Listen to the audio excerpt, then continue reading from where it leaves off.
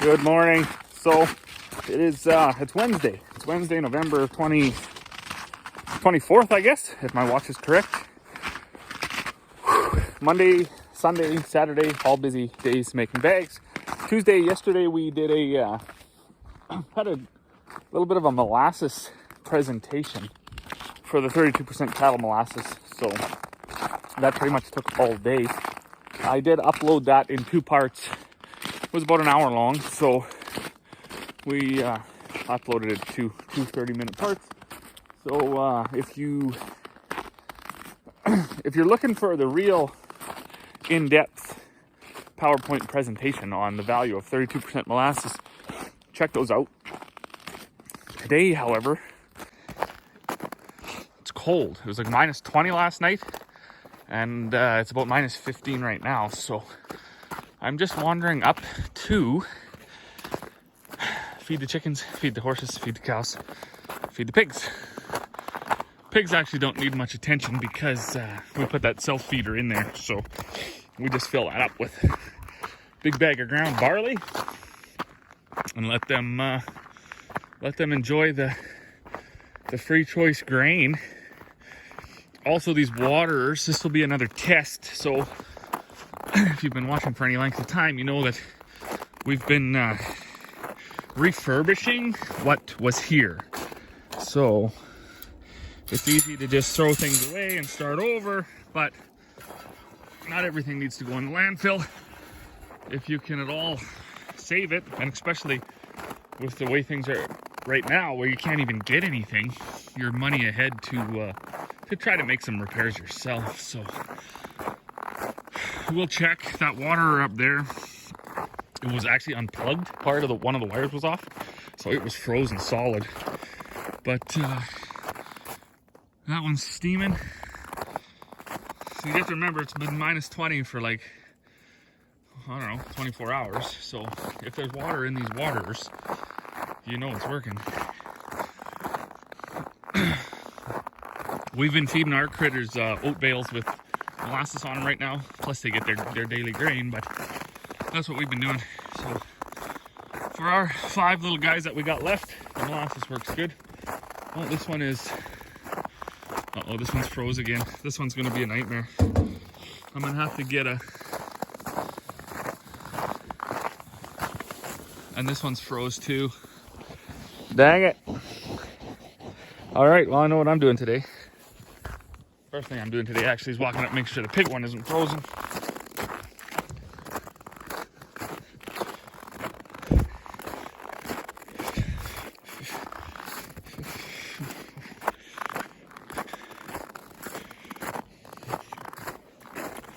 The pig one, as I said before, I think that's going to be my most successful one because it's buried so deep in the ground that it should get all of the...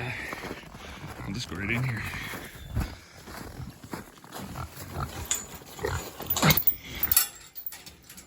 Out of the way, piggies. Crap.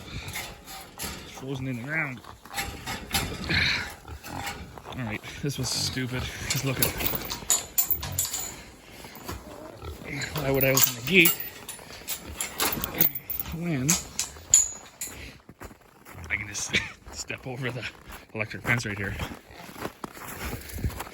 So I was up the other day, I fished all the electric fence out of the snow, so it still provides a shocking effect. And perfect. So yeah, this one, I really don't have any... I think there'll be any issues with this one because it's buried so deep in the ground that that'll be the insulation that it needs. We pulled this one panel out of the way so we could drive in and fill the feeder easier, and I guess it's a good thing we did that because this is already frozen into the ground. This type of year up in northern Alberta, this time of year, sorry, is tricky because like it's going to be +6 tomorrow, and so everything's going to melt, and then it's going to get down to -15 again, and everything's going to freeze. And it just, you know, it's just a disaster when it does that. So these piggies are doing their thing, burrowing in to stay warm. I hadn't planned to keep pigs over the winter, but a couple of these guys aren't ready for the butcher. And the ones that are, the butcher isn't ready for the pigs. So we're just gonna feed them out a bit, and then have tasty pork all winter long. So I'm gonna hop back down there, open those two waterers up, and just see exactly what the issue is.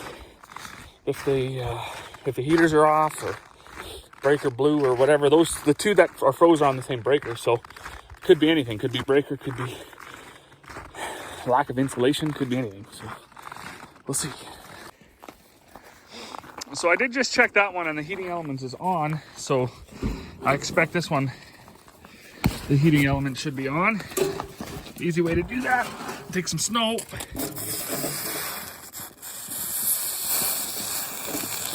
All right. So as you can see, the heating element is on. So I thought it would be better than the thermostat usually is mounted behind this plate, and I moved it and I stuck it down there. So I mean, really, that's where you want to know that it's warm, is all the way down by this valve. So the thermostat shouldn't kick out until the heat gets all the way down there, but I expect what's happening is there's just like all this styrofoam that they had has fallen off. So it's just metal, right? And there's no way for this to keep heat in, especially if the top isn't full of water. The heat is just gonna leave the top. So that's actually quite warm.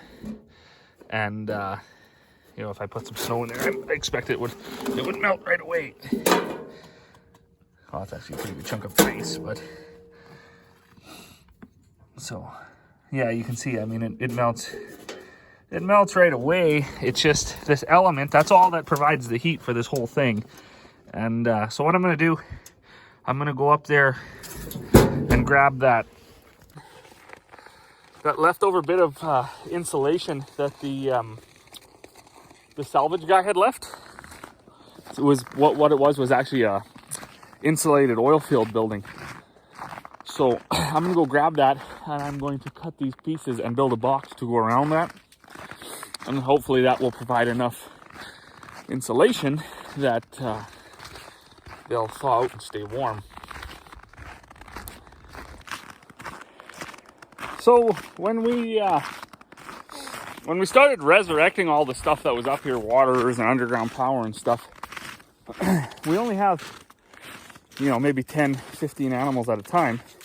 But we wanted to make sure we could get as much running as possible, because we knew it was kind of subpar equipment, I guess. The waters are old, the power's old, and I think even when they put it in, I don't think they hired a Red Seal electrician to do it. So it nothing that I do ever works. I had a light on in here, or there was supposed to be a light. Oh, it is on. Wow, okay, well, it works. That light, that's our supplemental light for the chickens. Try to get them an extra bit of light so they can lay eggs. I've watched a few people talk about the economics behind supplemental light. Is it worth it financially? Maybe it's not, I don't know, but the whole reason we have chickens is to get the eggs. So I mean, yeah, you can easily go to the store and get a dozen eggs for like $2 or whatever, crappy eggs, but these are our own eggs, our own chickens, and it's worth it. She was normally getting, I don't know, 2 or 3 eggs a day. I just set that light about 3 days ago to turn on. I can't even exactly remember. It turns off, I think, at about 1 o'clock in the afternoon. Turns on at, I think, 4 in the morning or something like that. But already, she's got 2 eggs in that one and 3 eggs in that one. So basically doubled the egg production already just by turning the light on. So that's exciting.